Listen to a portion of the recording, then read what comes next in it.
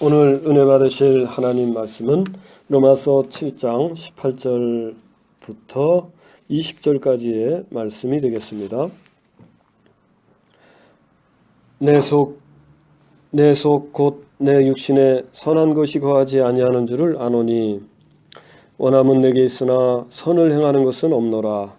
내가 원하는 바 선은 행하지 아니하고 도리어 원하지 아니하는 바 악을 행하는도다. 만일 내가 원하지 아니하는 그것을 하면 이를 행하는 자는 내가 아니요 내 속에 거하는 죄인이라. 아멘. 우리가 전에 14절의 말씀을 우리가 함께 나누었는데 이 14절의 말씀은 15절부터 25절까지의 그 말씀에 대한 요약이라고 할 수가 있어요. 우리가 율법은 신령한 줄 알거니와 나는 육신에 속하여 죄 아래에 팔렸다라는 구절인데 이 말씀은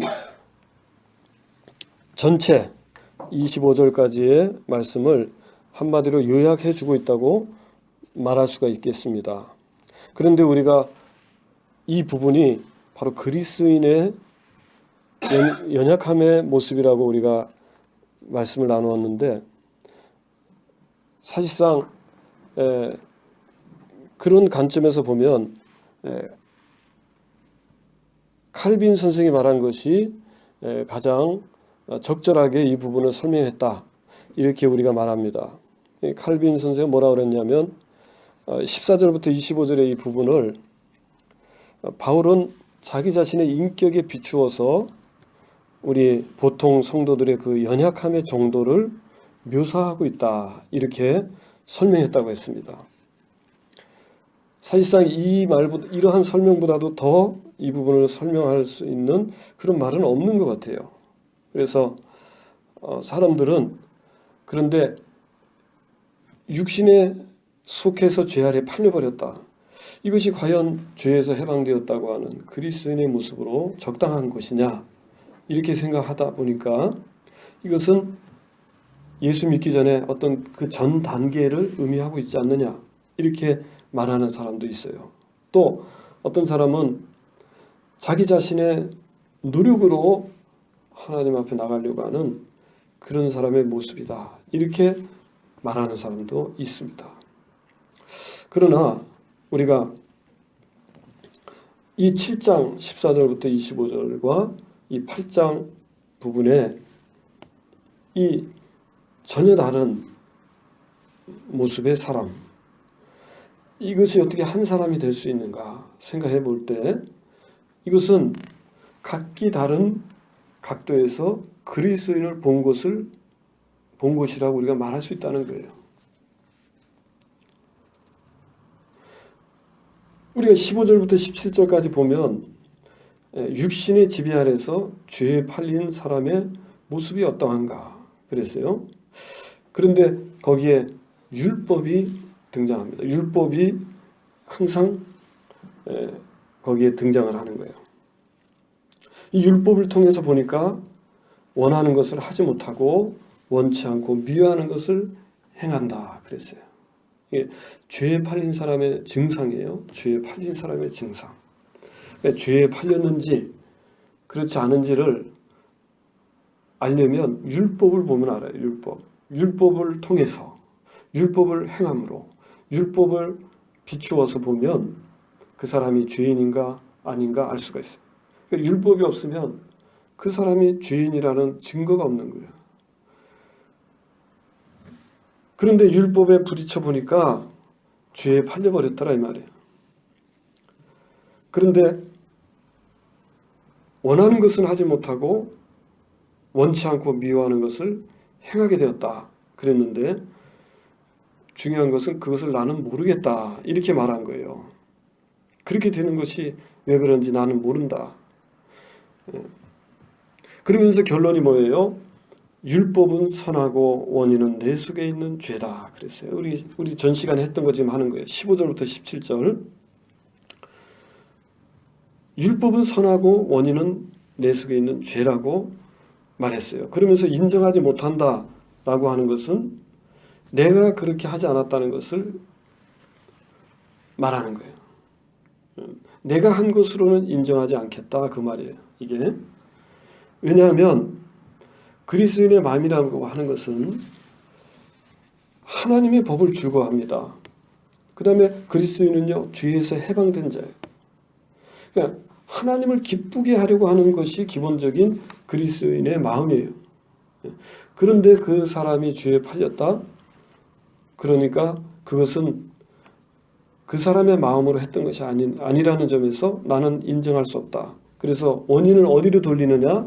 그럼 바로 내 속에 있는 죄가 그랬다 이렇게 말하는 거예요. 그러니까 무책임한 것이 아니에요. 이것은 근본적인 원인이 무엇인가를 밝히는 거예요. 지금 자신의 근본적 행위라고는 나는 인정할 수 없다. 그래서 이렇게 우리가 한 사람의 그리스도인임에도 불구하고 다른 각도에서 보면 그리스도인은 이와 같이 죄에 팔린 사람의 모습이 될 수 있다는 거예요. 죄에 팔린 사람의 모습. 8장에 성령에 의해서 거룩한 삶을 살아가는 그런 사람의 모습이면서도 어느 면으로 어느 각도에서 보니까 이와 같이 죄에 팔린 사람의 모습으로 드러나더라 이 말이에요. 그래서 우리가 7장과 8장에 그 아주 긴장감이 있어요. 긴장감이 그것을 우리가 거부하려고 하지 말아야 돼요. 그래서 한 사람의 모습을 다른 각도에서 보니까 그런 모습으로 보이더라 이 말이에요. 원인은 뭐냐? 원인은 죄였는데 그 죄를 드러내는 이유는 뭐냐? 그것을 해결하기 위한 시도가 되는 거예요. 그래서 7장 23절부터 25절에 우리가 잘 나오지 않습니까? 오라 나는 공고한 사람이라고 했고 하나님께 감사를 곧이어 하게 되었는데 그것은 바로 구원이 임하였고 그리스도인에게 구원이 임하였고 또 완전히 이루어지는 과정 속에 있고 또한 이루어질 것이기에 그리고 그 다음에 뭐라 그랬습니까? 그런즉 내 자신이 마음으로는 하나님의 법을 육신으로는 죄의 법을 섬기고 있습니다. 이렇게 말하는 거예요. 그러니까 그리스도인의 모습이라고 하는 것은 죄에서 해방되었고 그래서 하나님의 법을 즐거워하고 하나님을 기쁘게 하려고 하는 사람이에요. 그런데 그리스도인의 한쪽 측면에서는 죄에 팔린 부분이 있단 말이에요. 죄에 팔린 부분. 그러니까 죄에 팔렸다고 하는 것은 죄의 지배를 받고 있다는 거예요. 그런 부분이 있다는 거예요. 그래서 우리가 7장 14절부터 25절에 그 사람을 여기서 지금 예수 믿기 전에 어떤 한 단계다 또는 자신의 노력으로 무엇인가를 이루려고 하는 사람의 모습이다. 이렇게 말하는 것은 전체적인 이 로마서의 구조에 비춰볼 때 적당하지가 않아요. 그래서 이것은 바로 그리스도인의 다른 각도에서 봤을 때 그리스도인의 그 모습이라고 우리가 말할 수가 있겠습니다.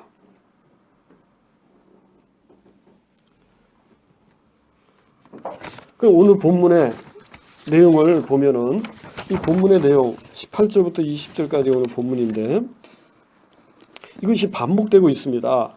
그러나 그것은 이 육신이라고 하는 것이 여기 이제 등장이 되는데 육신의 처절한 상황과 죄에 대한 고발이 여기 나오고 있는 거예요.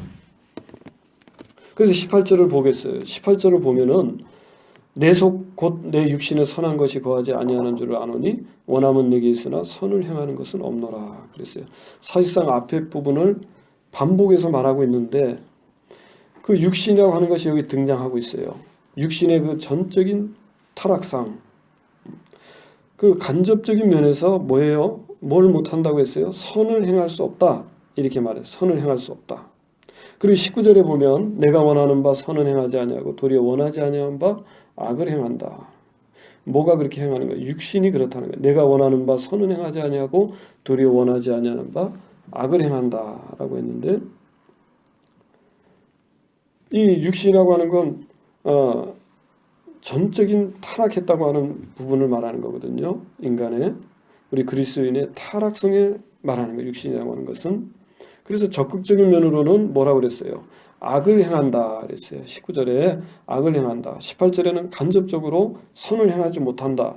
19절에는 적극적으로 악을 행한다. 뭐가요? 육신이 그렇다는 거예요. 육신이.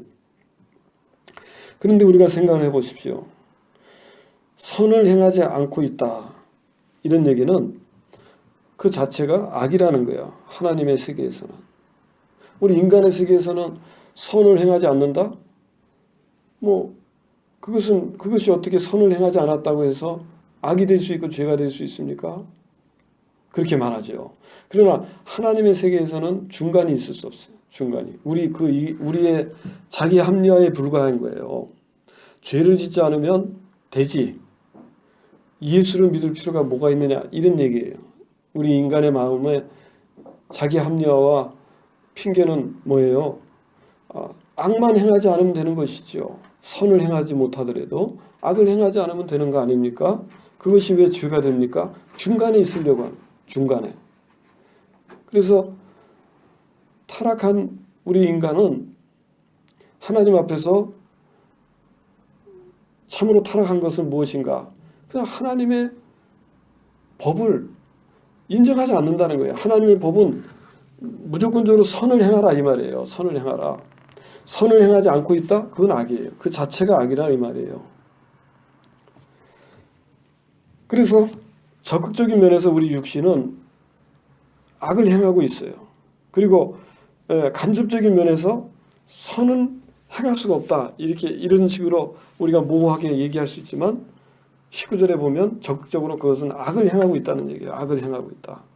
뭐가 그렇게 하고 있다는 거예요? 육신이 그렇게 하고 있다. 그런 얘기예요.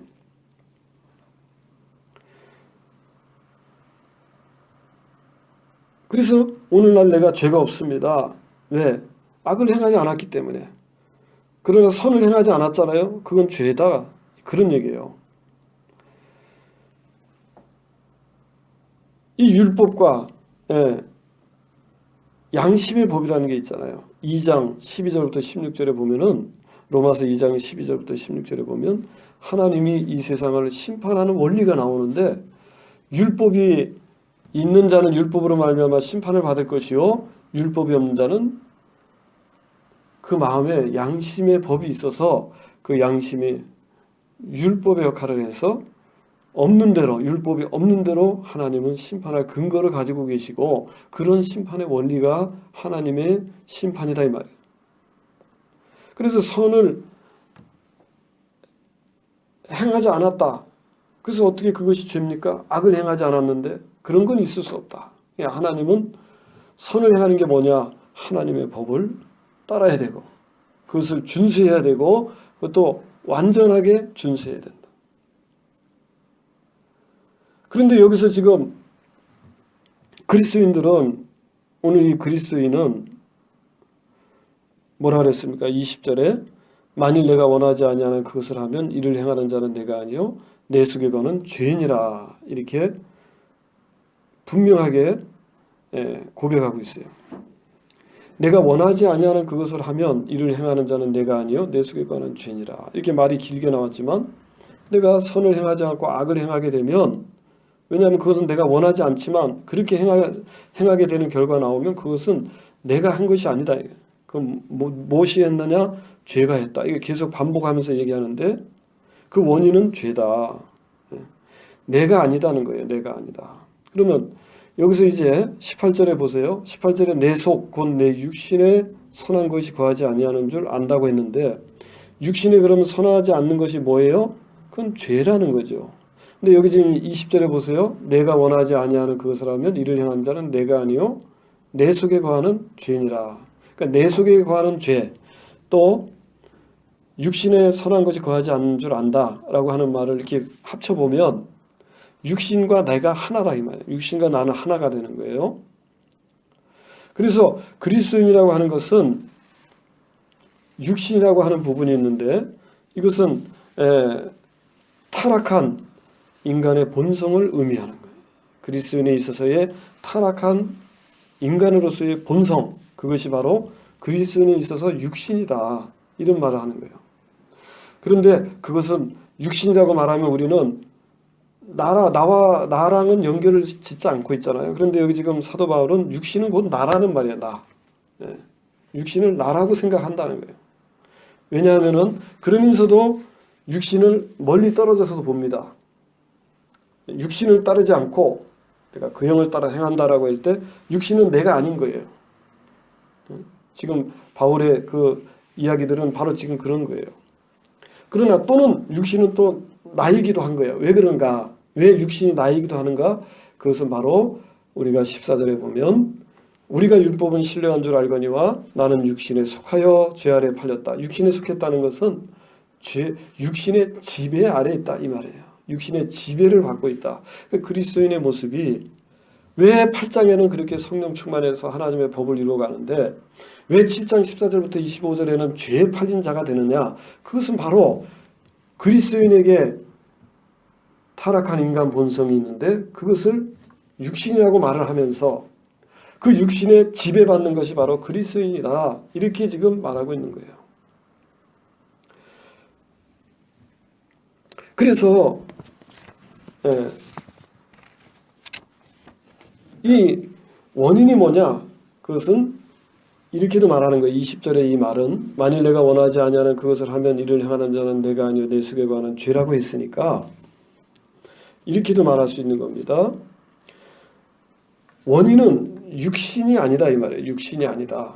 우리는 육신 그러면 그것은 그 자체가 죄덩어리라고 이렇게 보지만 그것은 육신이 아니라 정확히 말하면 육신 안에 거하는 죄다. 그러니까 이 그리스도인은 육신의 지배를 받고 있고 그리고 그 육신 안에는 뭐가 있어요? 뭐가 지배하고 있는 거예요? 죄가 육신 안에 지배하고 있다. 그러므로 결론이 뭡니까? 결국 그리스도인은 죄의 지배를 받고 있다. 이런 결론에 이르는 거예요.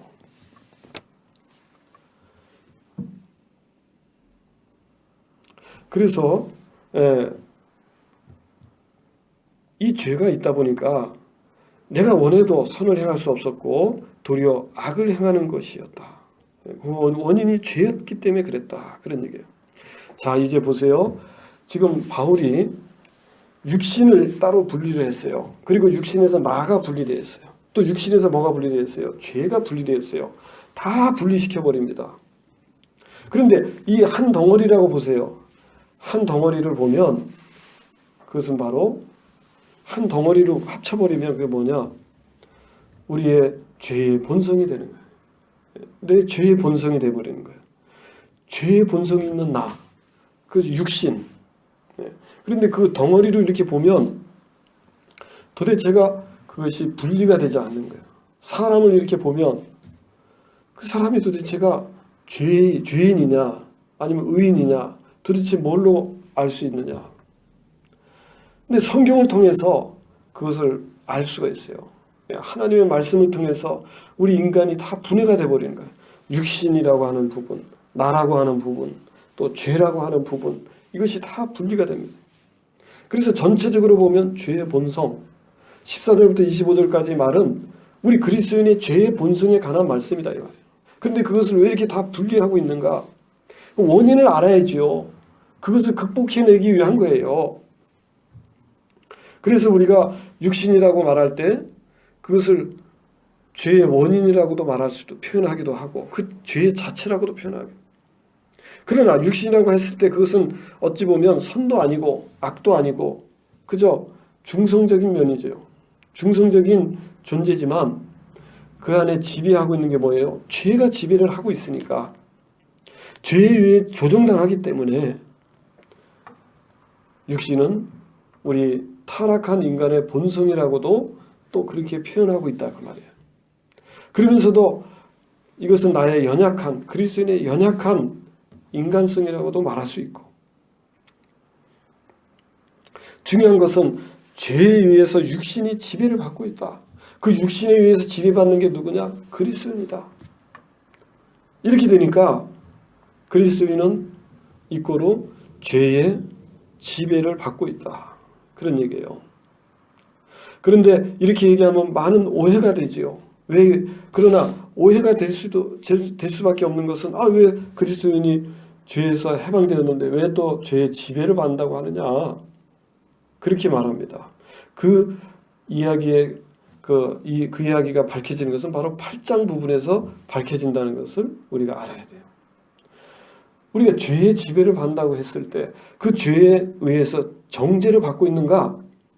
정죄를 받지 않고 있는가는 또 다른 문제예요.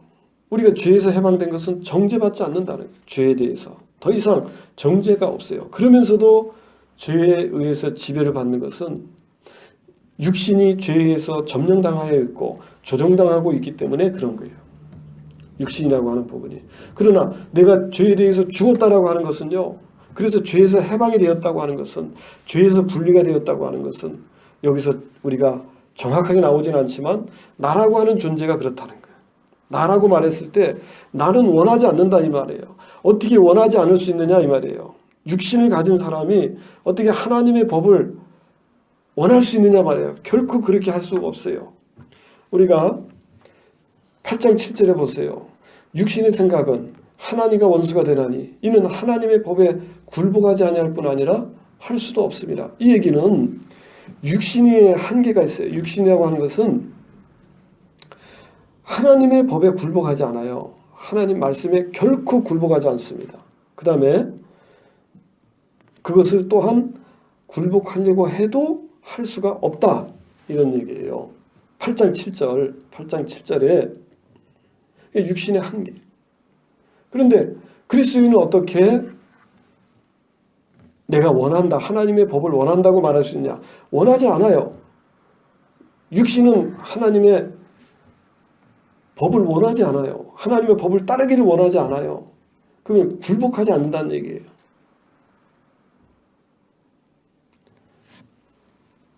이 그리스도인의 모습이라고 하는 것은 그것을 또한 초월하고 있더라 이 말이에요. 예?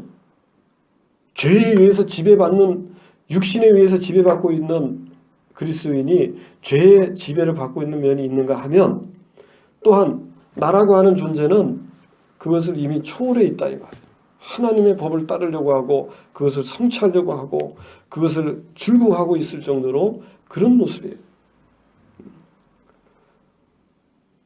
그러니까 우리가 그리스도인이라고 했을 때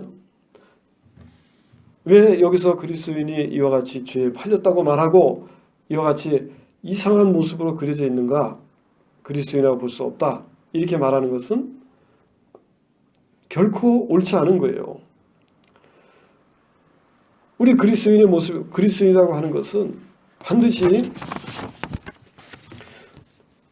구원받아야 될 부분이 분명히 있다 이 말이에요. 8장 23절에 보니까 그뿐 아니라 또한 우리 곧 성령의 처음 익은 열매를 받은 우리까지도 속으로 탄식하여 양자 될 것 곧 우리 몸의 성령을 기다리느니라.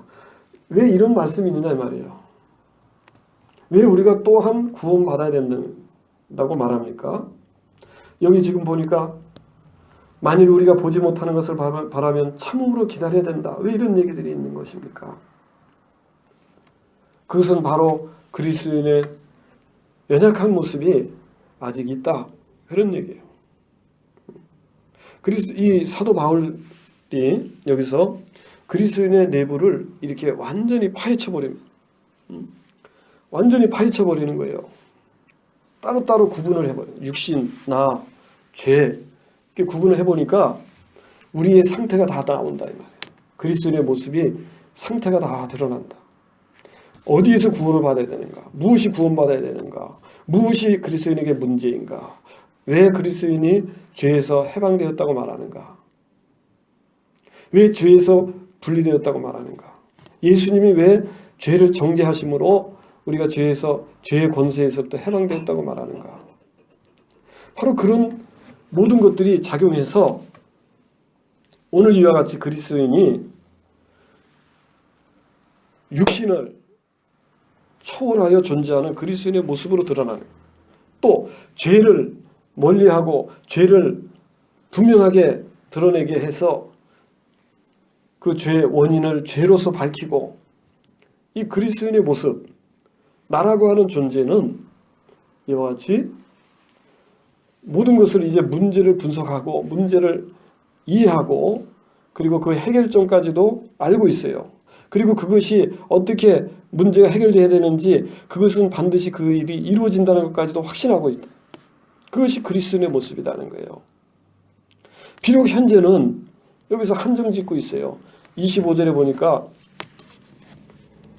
내 자신이, 하반절에 보니까 그런즉 내 자신이 마음으로는 하나님의 법을, 육신으로는 죄의 법을 섬기노라. 이 분명히 선언하고 있습니다. 우리가 우리 주 예수 그리스도로 말미암아 하나님께 감사하리로다 그랬어요. 하나님께 감사하는 이유가 뭡니까? 우리가 하나님 앞에 심판을 받는데 감사한다고 말합니까? 그렇지 않아요.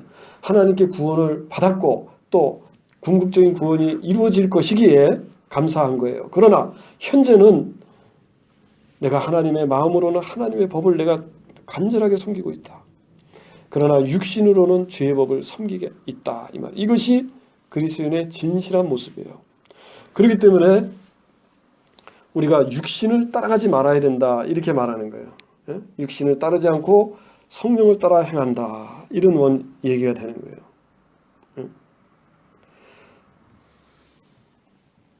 이 성화되어지고 있다. 그리스도인이 성화되어야 된다. 성화되고 있다. 그런 얘기는, 그러면 그리스도인의 힘으로는 그 성화가 불가능하다는 것이 결론이 난 거예요. 왜? 왜 그렇습니까? 나는 육신에 의해 지배 속에서 죄 아래 팔린 존재이기 때문에 내가 선을 행하려고 하지만, 선을 행하기 원하여서 선을 행하려고 하지만 원치 않는 악을 행하는 나. 그리고 나 자신의 모습을 볼 때 어떻게 성화가 이루어질 수 있는가? 결코 그렇게 이루어질 수 없어요. 성화가 이루어질 수 없어요. 한 발짝도 나갈 수 없어요. 우리 힘으로. 그런데 가능한 능력이 있는데 그것이 뭐냐? 성령의 역사란 말이에요. 할렐루야. 성령의 역사는 우리로 하여금 이와 같은 그리스도인의 모습, 어떻게 보면 절망적인 모습이라고 볼 수 있는 이 모습만 보면 그래요. 그러나 그 가운데 성령은 우리를 인도하고 계신다. 그런 얘기예요. 할렐루야. 물론 우리가 성화라고 하는 것은요, 그러면 그리스도인이 가만히 있으면 되는 겁니까? 그러면 내가 잘못한 것은, 그것은 성령이 역사하지 않으니까 내가 잘못하는 겁니까? 이런 이상한 논리가 되는 거예요. 그러나 그리스도인은 순종해야 될 책임이 있다 이 말이에요. 모든 일에 하나님의 말씀에 순종하고 성령의 인도에 순종해야 될 책임이 그리스도인에게 있는 거예요. 오늘 우리가 하나님의 역사를 이루지 못하고 하나님의 축복을 그래도 많이 받았지만 더 많이 못 받은 것은 원인이 어디 있습니까? 하나님께 원인이 있습니까? 그렇지 않아요. 그것은 내가 그만큼 육신에 속하여 육신을 따르는 삶을 많이 살았기 때문이라고도 말할 수 있지 않겠는가 이 말이에요. 성령께 우리가 성령의 인도를 받는다고 하는 것은 우리의 주관으로 되는 것이 아니다는 거예요. 전적으로 성령의 주관 아래 우리는 있고, 그 성령님은 우리의 생각 속에, 우리의 마음 속에 너무나 섬세하게 와 계시기 때문에 우리가 이해하지 못하고 느끼지 못하고 깨닫지 못하는 가운데 우리는 그리스도인은 성령 인도를 받고 있어요. 때로는 내가 원치 않는 육신을 따르는 삶을 살아갈 때도 있는 거예요. 그리스도인에게. 그런데 8장에 보면 그리스도인은 완전히 성령 안에 있고, 그리고 완전히 성령 인도를 받는 사람만이 그리스도인이라고 그려져 있는 것을 볼 수가 있어요. 그 왜 그렇습니까? 그것은 그리스도인의 완전한 모습을 여기서 그리고 있기 때문에 그런 거예요. 그리스도인은 완전히 성령만을 따를 수는 없어요. 육신의 지배에 있기 때문에 때로는 육신의 생각을 할 수도 있고 육신을 따라갈 때도 있어요. 그러나 궁극적으로 전체적인 면에서 성령은 나를 인도하고 계시기 때문에 때로는 내가 불순종하여 육신을 따라 생각도 하고 말도 하고 행동도 하는 존재라는 거예요. 그러나 성령님은 어느 한계까지 우리를 허용할 뿐이죠. 우리가 타락하도록 내버려 두시는 분이 아니다는 거예요. 우리를 끝까지, 우리를 자비롭게 인도하시기 때문에 우리를 그렇게 우리의 생각 속에서 깨닫도록 가르치시고 생각나게 하시고 예수님 말씀대로 성령님이 우리를 이렇게 인도하시니까 우리는 마치 이것이 야 내가 지혜롭다, 야 내 능력이 있다, 내가 영적으로 뭔가 깨어 있구나, 야 내가 뭔가 계시를 받았다 하는 막 이런 생각, 이런 착각 속에 있는 거예요. 그래서 성령님이 워낙 우리 안에 와 계시지만, 내주하여 계시지만 그 모습이 우리가 그려지지 않는 거예요. 왜? 우리는 그냥 내가 하는 것 같아요. 내가 생각하고 내가 결단하고 막 하는 것 같은데 알고 보니까 성령님이 다 생각도 주시고 마음도 주시고 주장해 주시고 능력을 주시고 할렐루야. 이렇게 하시면서 가는 거예요. 근데 오해를 한다 말, 오해를. 야 이거 내 능력을 보라 이렇게, 이거 참으로 착각을 하는 거야. 착각을 하는 거야. 예? 그런 오해를 하지 말라고 지금 7장 14절부터 25절까지 우리의 내면의 모습을 다 파헤쳐놨죠. 육신과 죄와 또 나라고 하는 존재, 이렇게 다 분리해놓고 딱 보니까 야 나는 내 힘으로는 성화가 이루어지지 않는다. 나는 절망적인 존재다. 그러나 그 절망이라고 하는 것이 완전히 끝장을 본 절망이 아니라 어떻게 보면 희망이 있는 거예요. 희망이. 어떤 희망의 징조가 드러나는 것은 문제가 드러날 때예요. 문제가 확 드러나고 원인이 드러날 때 그 문제는 해결될 수 있다는 거예요. 할렐루야. 바로 그러한 상태가 그리스도인의 상태. 우리가 왜 이렇게 많은 경우에 혼돈을 겪는가? 이 신앙인이 왜 혼돈을 겪는가? 왜 내가 예수 믿으면 이제 의로운 삶을 살아야 되고 의로운 생각만 해야 되고 선하고 거룩한 모습이 드러나야 되는데 왜 내가 이렇게 자꾸만 스스로를 볼 때, 또 다른 사람 볼 때 뭔가 이것이 거룩한 삶이다, 거룩한 행동이다, 거룩한 말이다, 이런 것이 들려오거나 내가 느껴지거나 내가 행동하거나 이런 것이 없이 왜 그렇게 내 자신이 그리스도인으로서의 삶을 살아가면서 난감함에 빠지느냐 이 말이에요. 왜 내가 이러는가? 또 왜 나 자신이 이렇게 연약한가? 그리고 왜 내가 이렇게 성경 말씀대로 무엇인가 확실하게 뭔가 내 자신이 드러나고 있지 않는가? 이런 생각들을 생활 속에서 막 하게 되는 거예요. 갈등을 하게 되고, 우리가 이러한 때에 그리스도인으로서 나는 거룩하다, 선하다, 착하다, 나는 완전히 죄와는 관계가 없다, 이렇게만 생각하고 살아간다면 어떤 일이 벌어집니까? 그것은 바로 이스라엘의 경우를 보면 딱 그 한 가지가 되는 거예요. 우리가 로마서 9장 32절에 보면요, 이방인들은 하나님의 말씀을 듣고 예수를 믿고 결국 어디에 이르렀어요? 의에 이르렀어요. 의에 이르렀어요. 그런데 유대인들은 하나님의 법을 쫓아 추구했지만 그러나 율법에 이르지 못했다. 그 원인이 무엇인가? 그들이 믿음을 의지하지 않고 행위를 의지했기 때문이다. 이런 얘기. 그건 왜 그렇습니까? 기본적으로 내 자신이 죄와는 상관이 없고 나는 의인이고 나는 거룩하고 나는 절대 실패하지 않고 하는 생각을 하다 보니까 이미 그 자체가 자기 의가 되어 있다 그 말이에요. 자기 의가. 그래서 그들이 이스라엘이 실패했단 말이에요. 예수 믿는 일에 실패한 거예요. 오늘 우리가 예수님을 믿었다면, 오늘 예수님을 믿었는데도 내 자신이 이러한 나 자신의 의를 생각해버리면, 그러면 신앙생활이라고 하는 것은 자꾸만 죄라고 하는 것이 감춰지게 되는 거예요. 스스로 감추는 거예요. 스스로. 이건 내가 거부해버려. 이건 아니다. 내가 하는 것이 아니다. 자꾸 이렇게 거부하고 감춰버리고 행동도 그렇게 되면 내 안에서는 자꾸만 나중에는 그것이 뭐가 진실인지를 모르는 거예요. 내가 뭐가 선하고 착하고 한 것이 무엇인지를 모르게 된다 그 말이에요. 이게 사도 바울이 이렇게 자꾸 우리 그리스도인의 내부를 이렇게 확 파헤쳐버린 것은 바로 그런 측면에서 우리로 하여금 교훈을 주고 있어요. 죄는, 왜냐하면 하나님께서는 이 죄가 숨겨져서는 안 된다는 걸 알고 계세요. 하나님은 죄가 반드시 이렇게 드러나야 돼요. 드러나버리고 그래야 그것이 해결이 돼요. 그러니까 죄가 감춰지고 나는 죄가 사실은 지배를 받고 있는데도 불구하고 결코 그렇지 않다라고 주장하면서 그냥 나는 항상 의인이야. 내가 하는 생각과 행동은 다 그래. 내 선함을 봐라. 그러나 그 마음속에 위장된 그 진실은 뭡니까? 그것을 계속 파헤쳐 보면은 이기적인 생각이 들어가 있는 거예요. 내 중심에서 모든 것을 행하고 있었던 거예요. 내 자신에서 이것이 선이다. 내가 스스로 판단했고, 그리고 내가 선을 하면서도 나의 명예, 나의 욕심, 나의 소유 이런 것들을 중심으로 행동하면서 겉으로는 내가 선을 행한다. 스스로도 생각하고 스스로 속아버리는 거예요. 이 죄라고 하는 것은요, 그거예요. 믿는 자나 믿지 않는 자나 죄라고 하는 것은 우리를 기만하고 있는 거예요. 죄는 우리를 속이고 있는 거예요. 죄는 우리를 속이고 있습니다.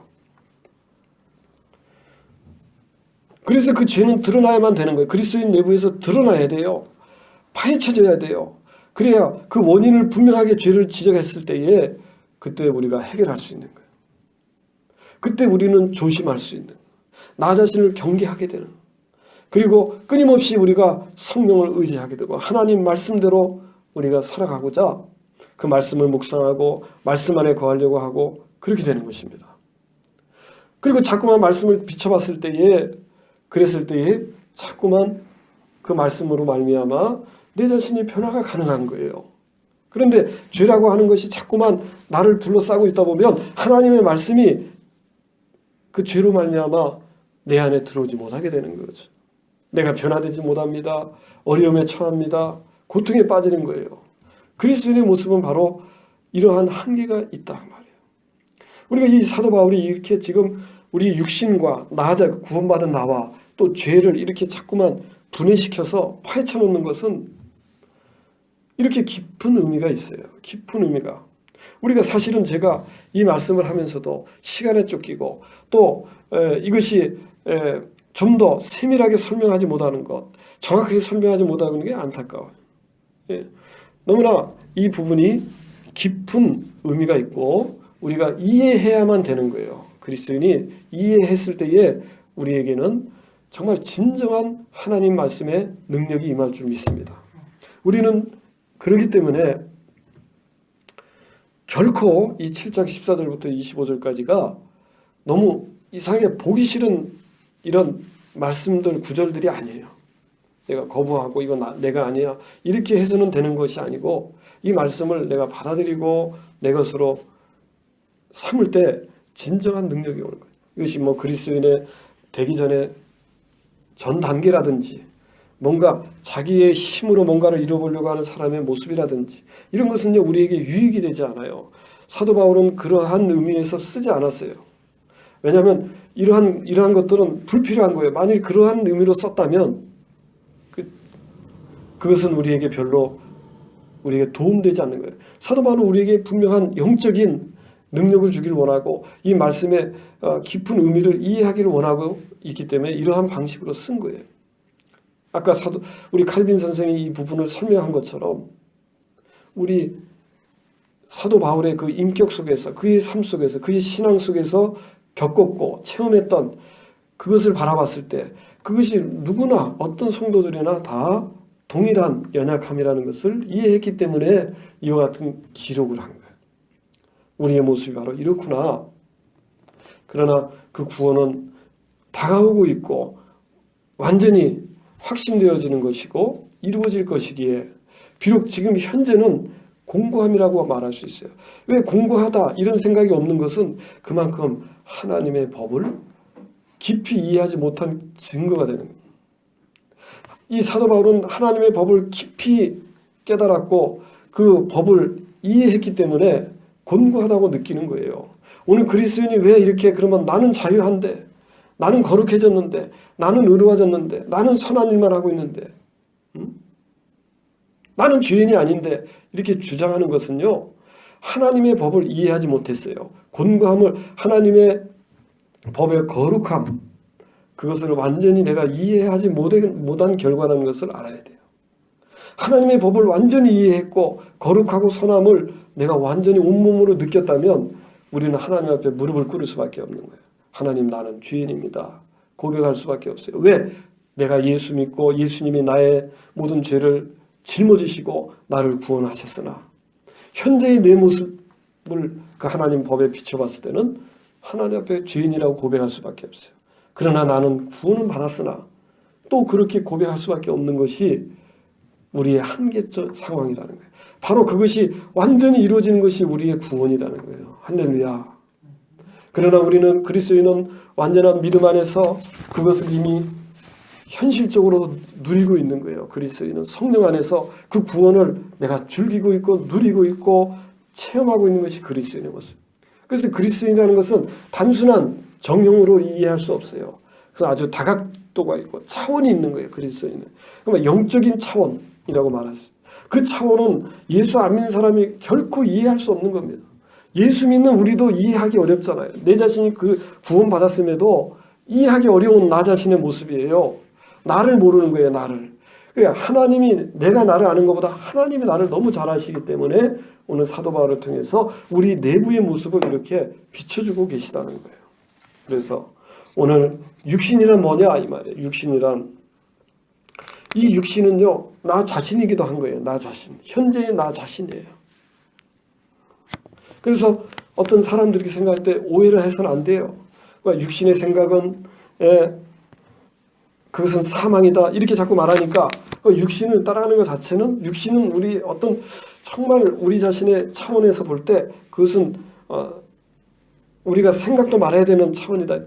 나랑은 전혀 관계가 없다. 이렇게 생각. 어떤 뭔가 열등한 생각 속에서 그것이 우둔한 생각으로 나온다. 육신이라고 하는 것이 그런 차원의 존재다. 이렇게 말하면 안 되고 그 육신이라고 말했을 때 바울이 육신이라고 말했을 때에는 우리 타락한 인간 본성 나 자체를 말하고 있다는 것을 우리가 이해를 해야 돼요. 이것을 이해해야만 이 말씀을 이해할 수 있는 거예요. 육신을 자꾸만 어떤 육신적으로 살지 마라. 육신적이야. 그렇게 너무 그런 식으로 말해서는 안 돼요. 그 육신이라는 것은 나란 말이에요. 내가 그런 존재가 되는 거예요. 왜? 하나님의 법, 하나님의 말씀 앞에 비춰본 나는 육신일 수밖에 없는 거예요. 그 말이 뭐예요? 그 말의 의미를 얘기한 게 바로 14절인 거예요. 우리가 율법은 신령한 줄 알거니와 나는 육신에 속하여 죄 아래 팔렸다. 이것이 진실인 거예요. 왜? 하나님의 법에 비춰본 나는 육신일 수밖에 없는 거예요. 어떻게 내가 성화되었습니까? 하나님 법 앞에. 우리가 하나님 법 앞에 성화된 그 순간은요. 이제 우리가 예수님처럼 그 영화로운 모습을 우리가 예수님을 따라서 그 부활의 몸을 입을 때 그럴 때 우리는 이 율법에 비춰봐서도 이제 흠이 없는 거룩한 모습이 진정으로 이루어질 것입니다. 현재는 우리가 율법에 비춰봤을 때 나는 육신일 수밖에 없는 거예요. 그게 나 자신인 거예요. 하나님의 은혜란 뭡니까? 그러한 나를 성령을 보내셔서 거룩한 삶을 향해서 나를 인도하고 계시는 그 구원, 현재의 그 구원, 이것을 우리가 이해해야 돼요. 성령이 나를 인도하신다는 것은 나의 삶을 구원하고 계신 하나님의 은혜요, 하나님의 능력인 줄 믿습니다. 이것은 예수 안 믿는 사람에게는 상상할 수 없는 거예요. 성령이 있음도 알지 못하고 겉에 드러난 모습이 다 똑같으니까 그 사람이 그 사람 같으니까 그렇게 생각하겠지만 예수 믿는다는 것이 교회만 다니는 것이고 뭔가 알지 못하는 것을 추구하는 어리석은 자의 모습이라고 그들은 보겠지만 우리는 하루하루 하나님의 놀라운 사랑에 입각한 그 구원을 경험하고 있는 존재라는 것을 오늘과 이 말씀을 통해서 깨달아야 될 줄로 믿습니다. 우리는 그렇기 때문에 더욱더 이 육신이 나라고 하는 측면에서 이 육신에 대해서 우리는 배척해야 됩니다. 육신이라고 하는 건 이 세상의 생명이에요. 이 육신의 생명이라고 하는 것은 이 세상에서의 생명이에요. 하나님 나라에서의 생명은 아니에요. 그 생명은. 그래서 내 생명을 미워해야 된다는 얘기는 바로 그런 얘기예요. 이 육신의 생명을 미워해야 되고 멀리해야 되고 배척해야 되는 거예요. 그러면 뭘 따라야 되는 거예요? 하나님의 말씀을 따라야 되고 성령의 인도를 받아야 돼요. 우리가 그러면 자꾸만 영이라고 하는 것이 생각나잖아요. 영이라는 말은 없어요. 우리 그리스도인의 영, 그런 의미로서 이 8장의 부분도 거의 찾아볼 수 없는 것은 왜 그렇습니까? 그런 것을 전혀 기록하지 않았어요. 그냥 하나님의 법을 즐거워하는 나라고 말할 뿐이죠. 그 왜 그렇습니까? 그 능력이 나에게 있지 않다는 것을 말하고 있기 때문에 내 영혼이 고향되어서 내 영혼이 하나님 앞에 너무나 은혜를 받아서 내 육신을 이끌어가는 것이 아니다 이 말이에요. 성령이 나를 이끌어 가시는 것이지. 그래서 그런 것은 다 생략되어 있는 거예요. 우리 영혼이라고 하는 것은 거듭나서 이제 하나님을 따라서 하나님 말씀을 따라서 하나님의 영광을 위해서 우리가 살아가고 있다 그 말이에요.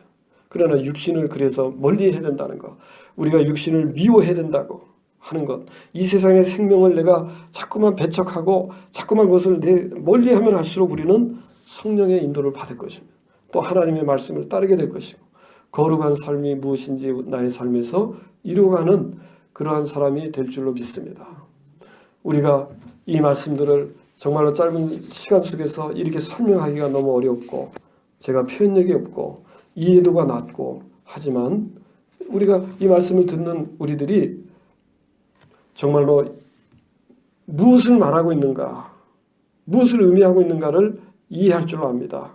그래서 깊은 묵상이 필요하고 또 그 말씀을 붙드는 것이 필요하고 그리하여 우리가 진정으로 하나님께서 우리 그리스도인들에게 주신 이 놀라운 구원과 축복이 무엇인지를 오늘 우리가 더욱더 깨달아야 될 줄로 믿습니다. 육신을 배척하는 자, 육신을 따르지 않는 자, 하나님의 사랑을 받는 자가 될 것이에요. 이 세상이나 요한일서에 보니까 이 세상이나 이 세상에 있는 것들을 사랑하지 말라. 이 세상에 있는 모든 것이 육신의 정욕과 안목의 정욕과 이생의 자랑이니 왜냐하면 이 안에는 하나님의 사랑이 없다. 그렇게 말씀하셨어요. 하나님의 사랑은 어디 있습니까? 성령 안에 있고 하나님 말씀 안에 있는 거예요. 우리 이 세상의 생명인 육신을 따라서 살아간다면 그것은 반드시 죽게 될 것이라고 말했어요. 그러나 육신대로 살면 반드시 죽을 것이지만 영으로서 몸의 행실을 죽이면 살게 될 것이다. 성령의 인도를 받을 때 우리 육신을 죽이고 육신을 멀리하고 우리가 성령을 따라서 살아갈 수가 있는 줄 믿습니다. 그래서 육신을 죽이면 성령을 따르는 건 아니에요. 그렇게 할 수는 없어요. 육신을 내가 죽일 수 없는 거예요. 멀리할 수도 없는 거예요. 어떻게 됐을 때 육신이 죽어지는 경우가 생기는가? 그것은 바로 성령의 인도를 받을 때 육신은 멀리하게 되는 거예요. 그런 원리가 있는 거예요. 순서가. 내가 육신을 죽여야만 성령을 따를 수 있다. 육신을 어떻게 죽입니까? 나는 못 죽이는 거예요. 성령님은 죽일 수 있어. 내 육신을 성령은 죽일 수 있어. 그래서 우리가 성공하는 그리스도인으로서의 성공적 삶을 살아가려면 성령께 완전히 붙잡혀야 되고 성령의 인도를 받고자 해야 돼요. 우리가 어떻게 하면 성령을 인도를 받을 것인가는 이제 8장에 가서 우리가 자세히 이야기를 나눌 것입니다. 기도하겠습니다. 하나님 아버지 감사합니다.